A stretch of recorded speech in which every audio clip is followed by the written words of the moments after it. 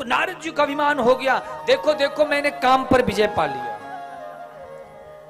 अब मन में सोचने लगे, भैया काम और क्रोध तो उन्हीं के कंट्रोल में हो सकता है जो त्रिदेव हैं।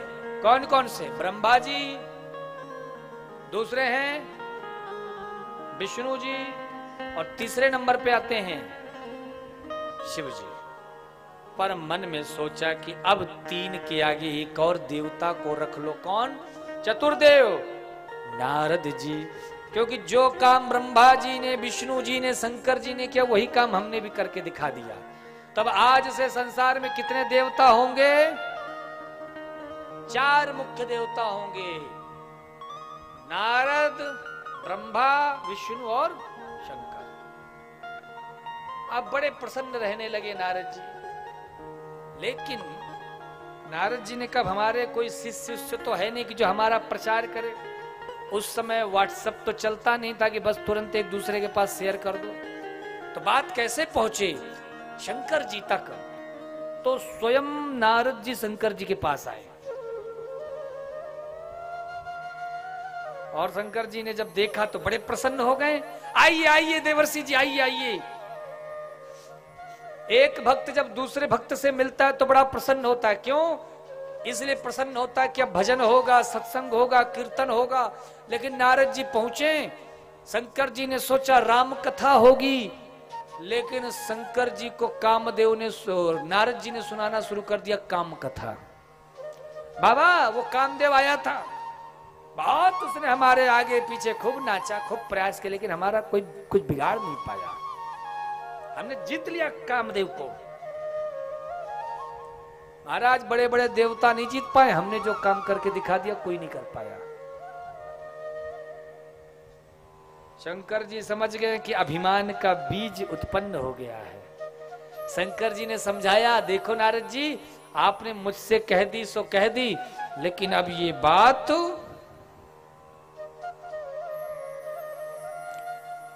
विष्णु जी से मत कहना। शंकर जी बोले, हमारी बातों को सुनकर नारद जी की शकल से ऐसा लग रहा था कि शायद उनको हमारी बात पसंद नहीं आई। नारद जी ने कहा, ठीक है, मुझे क्या कहने की जरूरत है, चलता हूं। अच्छा महाराज। नारद जी को लगा कि शंकर जी को हमसे जेलसी हो रही है, ईर्ष्या हो रही है। किस बात की? कि हमने काम को जीत लिया है, इसीलिए ऐसा कह रहे हैं। बोलो ओम नमः शिवाय, और जोर से बोलो। किसने किसने एकादशी करी है? सबने करी है, पीछे वालों। तो फिर उसका पूरा फल चाहिए। आज कामिका एकादशी है, सारे काम बने, इसलिए बोलो ओम नमः शिवाय। तो बंधुओं, कथा इस प्रकार से आती है कि नारद जी वहां से चले गए और कुछ दिन बाद विष्णु जी के पास पहुंच गए। भगवान सबके अंदर की बात जानते हैं, सबके भीतर रहते हैं, सब जगह रहते। ईशावास्यमिदं सर्वम हरि व्यापक सर्वत्र समाना। भगवान समझ गए कि आज ही अपने काम की कथा सुनाने के लिए आए हैं। तो जैसे नारद जी आए, नारद जी को देखते, अरे नारद जी आप आ गए। अरे उठकर तुरंत अपनी कुर्सी से खड़े हो गए, अपना जो उनका सिंहासन था बैकुंठ में। नारद जी चौंक गए, बोले इतना, कम से कम हजारों बार तो इनके पास मैं आ चुका हूं, इतना बढ़िया वेलकम तो आज तक कभी नहीं किया नारायण ने मेरा। आज पहली बार ऐसा मुझे देख करके रिएक्शन दे रहे हैं जैसे कोई बहुत बड़ा हमने काम कर दिया हो। समझ गए नारद जी, लगता है हमारा व्हाट्सएप मैसेज यहां तक आ चुका है। कौन सा मैसेज? वही कामदेव को जीतने वाला। तो नारद जी थोड़े से एटीट्यूड में, अरे महाराज प्रणाम प्रणाम, बैठने लगे नीचे। चेला तो है ही। भगवान ने कहा, क्या कर रहे हैं नारद जी? आइए, हाथ पकड़ लिया, और नीचे नहीं, यहां बैठो बगल में। तुरंत अपने बगल कुर्सी दी, बैठो यहां बैठो। अच्छा ये बताओ, कोई अपने से छोटा आता तो नीचे बैठता है, लेकिन कोई अगर अपनी बराबरी का आ जाए तो उसे लोग कहां बिठाते हैं? जोर से बोलो। बगल में बिठाते हैं ना। तो आज भगवान ने नारद जी को जमीन पे बैठने नहीं दिया, कहाँ बिठाया? नारद जी ने कहा, सोच लिया, अब लगता है नारद जी ने सोचा, अब लगता है इन्हें पता लग गया है कि अब त्रिदेवों से बात नहीं बनेगी, अब एक चतुर्देव आएगा और वो है देवर्षि। हम जो काम ये त्रिदेव नहीं कर पाए वो हम नारद करेंगे। बगल में बैठ गए और फिर वही कहानी सुनाने लगा। अरे नारायण, वो कामदेव आया था मेरे पास, बड़ा आके 3-5 कर रहा था, कुछ नहीं बिगाड़ पाया।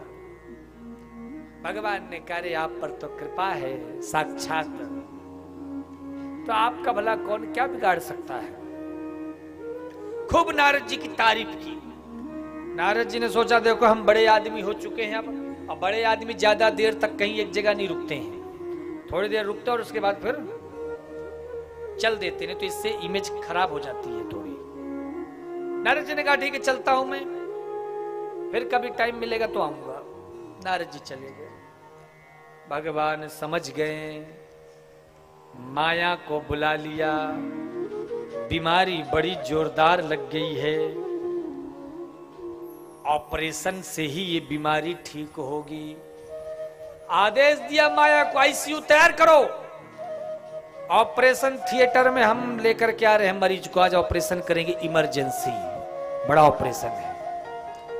नारद जी चले आकाश मार्ग से, और जैसे ही नारद जी चले कि नारद जी के आगे माया पहुंच गई, और ऐसा माया ने जादू किया कि नारद जी के आगे एक बड़ा सुंदर नगर दिखा। अति अद्भुत खेल रचाए प्रभु माया जादू कर गई, अति अद्भुत खेल रचाए हरि माया जादू कर गई, सुख में दुख को तरसाए हरि माया जादू कर गई, अद्भुत खेल रचाए हरि माया जादू कर गई, अरे कर गई कर गई कर गई कर गई माया जादू कर गई, अरे कर गई कर गई कर गई कर गई माया जादू कर गई, अरे कर गई कर गई कर गई कर गई माया जादू कर गई, अरे कर गई कर गई कर गई कर गई माया जादू कर गई। सब जग को रही नचाए हरि माया जादू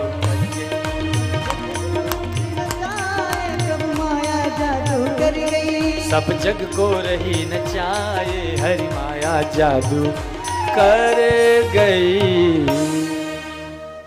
माया का ऐसा फेर चला, नगर में देखा सब सुंदर से सुंदर स्त्री पुरुष, आहा क्या सुंदरता कही जाए महाराज।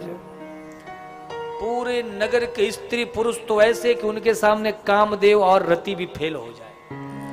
नगर बड़ा सुंदर सजा है। नारद जी सीधे प्रवेश कर गए अंतःपुर में। राजा जब देखा तो बड़ा प्रसन्न हुआ और हाथ जोड़ करके महाराज उस शील निधि नामक राजा ने स्वागत किया है। आइए देवर्षि जी, स्वागत है आपका। हमारी बिटिया है, परम लाडली है, इसका विवाह के लिए हमने स्वयंवर रखा है। आप जरा बताइए, यह जो हमारी बिटिया है श्रीमती विश्व मोहिनी, यह कृपा कर बताइए कि इसको कैसा वर मिलेगा। आहा, क्या बढ़िया बात बता रहे हैं बंधुओं, आप भी जरा ध्यान से सुनना।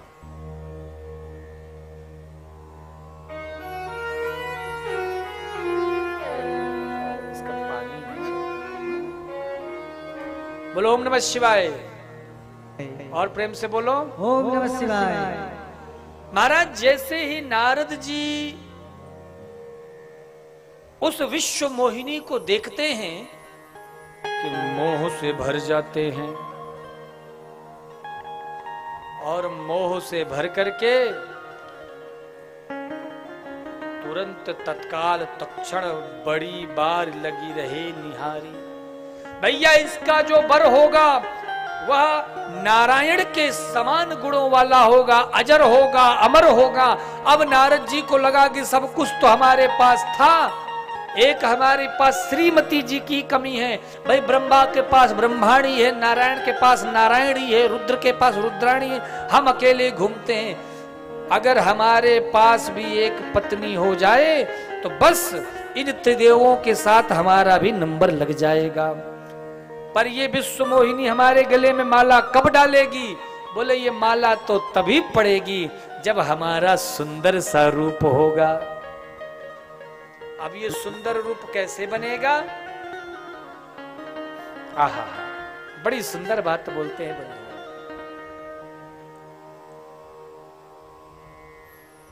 बोले ये सुंदर रूप तो तभी मिलेगा जब नारायण कृपा करेंगे। नारायण के पास जाऊंगा, बड़ी देर हो जाएगी, तो वहीं ध्यान करने लगे और प्रगटे प्रभु कौतुक कृपाला। भगवान कृपालु तो हैं, लेकिन हमारे सरकार कौतुकी भी बड़े हैं।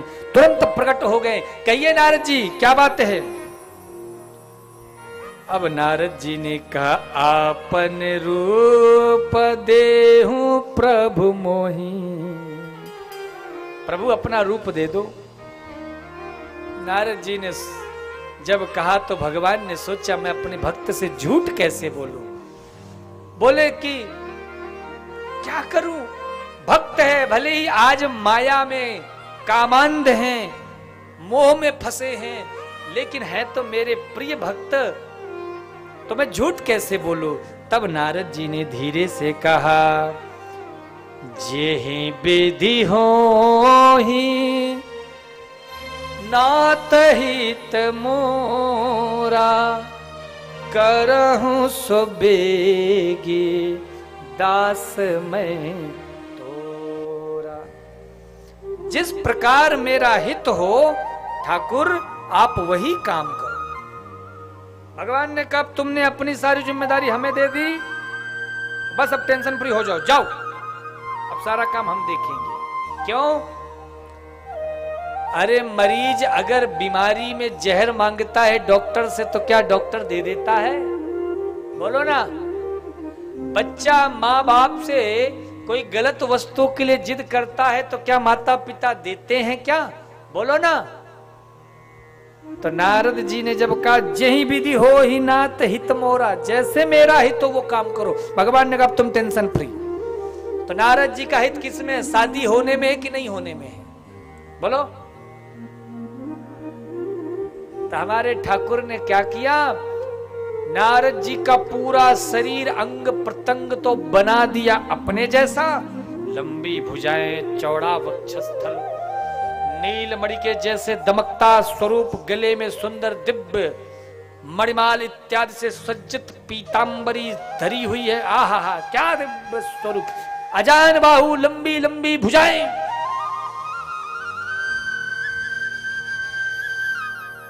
लेकिन मुंह किसका दिया?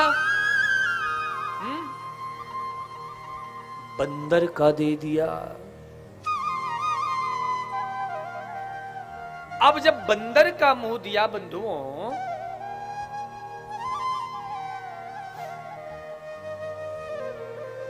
नारद जी को लगा हम बहुत सुंदर हैं। नारद जी को पता नहीं, प्रसन्न है।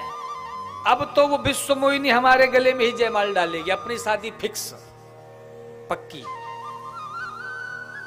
इधर ये जो टेलीकास्ट हो रहा था ना, लाइव टेलीकास्ट, इसको दो ही लोग देख रहे थे, एक विष्णु जी और दूसरे शंकर जी। विष्णु जी अपने बैकुंठ से देख रहे हैं नारद जी को, और शंकर जी अपने कैलाश से, और दोनों मुस्कुरा रहे हैं कि आज नारद जी फंसे हैं। शिव जी के पास दो शिव के गढ़ आ गए और उन्होंने कहा सरकार इतना बढ़िया आनंद हो रहा है, अगर आपकी आज्ञा हो तो एक बार हम भी इसका आनंद ले ले, इसका दर्शन लाभ प्राप्त कर ले।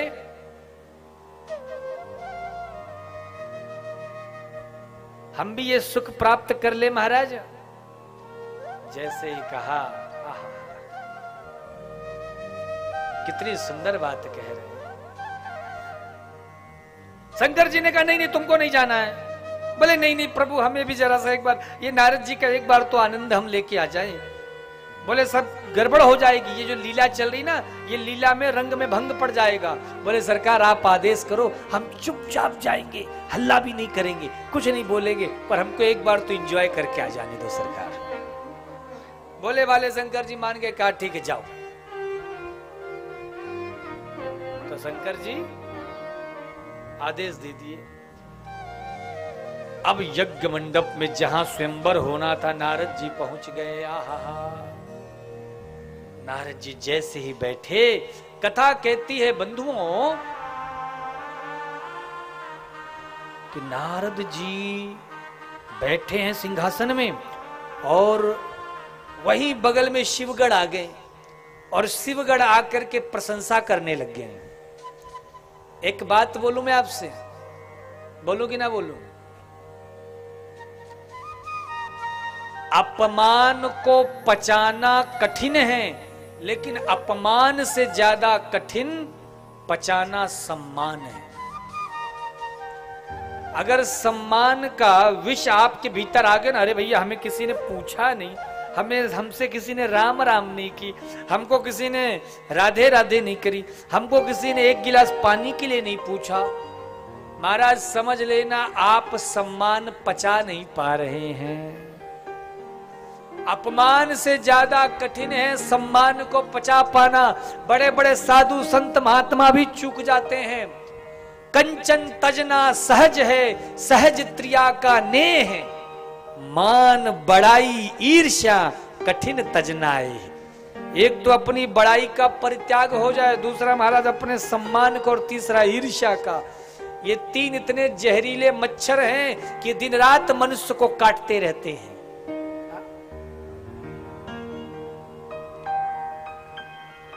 बड़ाई किसको प्रिय नहीं लगती है महाराज, और जिसको बड़ाई प्रिय ना लगे, सम्मान प्रिय ना लगे, समझ लो उस पर भगवत कृपा हो गई है। किसी की कोई बुराई कर दे तुरंत आदमी बोल पड़ता है। एक बार महाराज एक चित्रकार था, उसे पता लगा कि कल मेरा अंतिम दिन है, कल मैं मर जाऊंगा। उसने अपने जैसी 6-7 मूर्तियां बनाई और कहा कि मैं यमराज को भी धोखा दे दूंगा। यमदूत आए लेने के लिए। जब उन्होंने 6 चित्रकारों को, वो 6 चित्र बना दिए अपने जैसे, और एक में खुद भी खड़ा हो गया। यमदूत भी कंफ्यूज हो गए कि इसमें असली कौन है और नकली कौन है। यमदूत ने सोचा कि कहीं नकली की जगह, मतलब कहीं किसी और की जगह कहीं और किसी को ले जाऊं तो बड़ा दोष हो जाएगा, तो क्या किया जाए। स्वयं यमराज को बुलाया। यमराज ने देखा, समझ गया कि ये खेल उस चित्रकार ने बड़ा जोरदार खेला है, तो क्या कहने लगा यमराज, अरे क्या बताऊं, ये चित्रकार बड़ा मूर्ख है। देखो कितनी घटिया मूर्ति बनाई, इसकी नाकी देखो कैसी टेढ़ी है, इसकी आंख एक छोटी एक बड़ी है, बाल तो इसके अच्छे है ही, ये कान देखो एक तरफ का बड़ा एक तरफ का छोटा है। वो जो मूर्तिकार था उसे गुस्सा आ गया, बोले बड़े आए बुराई करने वाले, चलो तुम ही बना के दिखाओ। यमराज बोला पकड़ो इसको, यही असली वाला। तो सम्मान को पचा पाना सबके बस की बात नहीं है बंधुओं। ये जब बड़ी कृपा होती है तभी जाकर के सम्मान जीव पचा पाता है। नारद जी कहते हैं आहा, बगल में शिवगढ़ बैठ गए। एक कहने लगे देखो तो सही हमारे बगल वाला आदमी कितना ब्यूटीफुल है, कितना सुंदर है। तुरंत दूसरा शिवगढ़ बोला हमें तो पक्का विश्वास है यह विश्व मोहिनी इन्हीं के गले में माला डालेगी। और जैसे ही सुना तुरंत तत्काल तत्क्षण बंधुओं नारद जी सुनकर प्रसन्न हो गए। पास में बोला इधर आओ इधर आओ, किसकी तारीफ कर रहे हो, हमारी तारीफ कर रहे हो। अरे महाराज अब आपके सामने इस पूरे रंगमंच में है क्या कोई सुंदर, कोई नहीं है। तो सुन करके बात प्रसन्न हो गए नारद जी। अच्छा चलो अच्छा है भाई। अब इतने में विश्व मोहिनी आ गई। अब विश्व मोहिनी ने देखा कि हमारे विवाह में जयमाल पहनने के लिए बंदर भी बैठा हुआ है। वो तो क्रोध में भर गई। अब नारद जी को देखते हैं महाराज वो चिड़चिड़ा गई, और जिधर नारद जी बैठे उधर देखी नहीं, सीधे चल दी मुंह सीधा करके जयमाल लेके। अब नारद जी छटपटाए, अरे भैया हमारे गले में माला नहीं पड़ेगी तो क्या होगा। तो एक सिंहासन से दूसरे सिंहासन में कूद पड़े ताकि विश्व मोहिनी हमारी ओर देख ले एक बार। हो सकता भी ठीक समय ना देखी होगी, दूसरे सिंहासन से तीसरे सिंहासन में कूद रहे। महाराज पूरे पांडाल का चक्कर लगा डाले नारद जी, लेकिन जिधर नारद जी जाते उधर वो देखती ही नहीं विश्व मोहिनी। इतने में भगवान आ गए एक मनुष्य का रूप, राजा का रूप लेकर के, और जैसे ही भगवान आए विश्व मोहिनी ने पहचान लिया और तुरंत महाराज ठाकुर जी के गले में माला डाली और अपने साथ विश्व मोहिनी को भगवान लेकर चले गए। बोलिए भक्तवत्सल भगवान की। अब नारद जी क्रोध से भर गए, अरे राम राम राम राम राम, मेरे साथ कितना बड़ा अन्याय हुआ, कितना बड़ा अन्याय किया गया मेरे साथ। हमारा विवाह होते होते रोक दिया गया, नारायण ने छल किया। शिवगणों ने कहा महाराज आपको विश्वास नहीं है तो एक बार अपनी शकल देख तो लो। अरे आईना नहीं है तो कम से कम तालाब में ही अपना मुख देख लो। नारद जी ने तालाब में अपना मुख देखा तो बंदर का पाया, तो क्रोध में भरकर शिवगणों को श्राप दे दिया, जाओ तुम राक्षस हो जाओ, तुम एक संत का उपहास करते हो, अपमान करते हो। फिर दोबारा मुख देखा तो अपना असली मुंह पाया, लेकिन मन में क्रोध है, आज कुछ भी हो जाए, आज उस नारायण को, उस छलिया को छोड़ने वाला नहीं। दीहा हूं श्राप की मरी हूं जाय, दीहा हूं श्राप की मरी हूं जाय, दीहा हूं श्राप की, दीहा हूं श्राप की मरी हूं जाय, दीहा हूं श्राप मरी हूं जाय, दीहा हूं श्राप की मरी हूं जाय। हो जगत मोर उपहास कराई, जगत जगत मोर उपहास कराई, दीहा हूं श्राप की मरी हूं जाय, दीहा हूं श्राप की मरी हूं जाय। आज या तो श्राप दे दूंगा या अपने प्राण त्याग दूंगा। नारद जी ऐसा विचार करते हुए भागते जा रहे, भागते जा रहे हैं। चलते चलते बीच रास्ते में ही मुलाकात हो गई, किनसे? विष्णु जी से। देखो भगवान भी कम नहीं है, नारद जी गुस्से में हैं तो कुछ नहीं करते तो कम से कम बैकुंठ में मिलते। थोड़ी देर में गुस्सा शांत हो जाता तो बात थोड़ी धीमे हो जाती, लेकिन भगवान भी क्या किए, मिले कहां? बीच रास्ते में। और मिले भी तो अकेले नहीं मिले। कौन कौन था? एक तरफ लक्ष्मी जी थी और दूसरी तरफ वो विश्व मोहिनी। अब तो नारद जी को और गुस्सा आ गया कि हमारी तो एक शादी नहीं होने दी और खुद दो दो लेके घूम रहे हैं। क्रोध में भर करके कटु वचन बोलना शुरू कर दिया। और क्या कह रहे हैं? हे हरे त्वं महादुष्ट, हे हरि तुम बहुत बड़े दुष्ट हो। हे हरे त्वं महादुष्ट कपटी विश्वमोहनः, परोत्साहं न सहसे मायावी मलिनाशयः। अच्छा, इस कथा से एक बात सोचो, कौन बोल रहा है ये सब? भगवान का परम भक्त। कुछ होते हैं भक्त, कुछ होते हैं परम भक्त, कुछ होते हैं अंतरंग भक्त। तो नारद जी कौन हैं? बोले ये अंतरंग भक्तों में से हैं।